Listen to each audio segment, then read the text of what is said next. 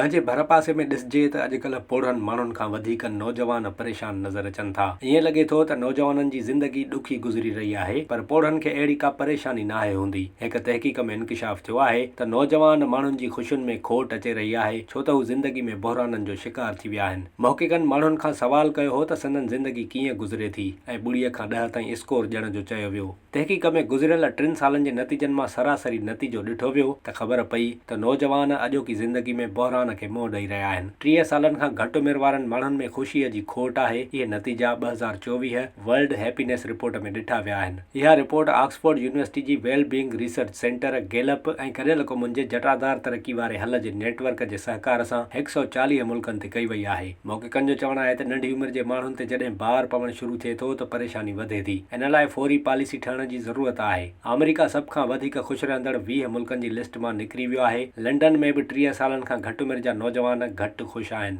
इन जे उबतड़ 60 सालनि खां वॾी उमिरि वारा बर्तानवी दुनिया जे सभ खां ख़ुशि माण्हुनि में 20 नंबर ते आहिनि। इन खां सवाइ फिनलैंड, डेनमार्क ऐं आइसलैंड सभ खां वधीक ख़ुशि रहंदड़ मुल्कनि में शामिल आहिनि।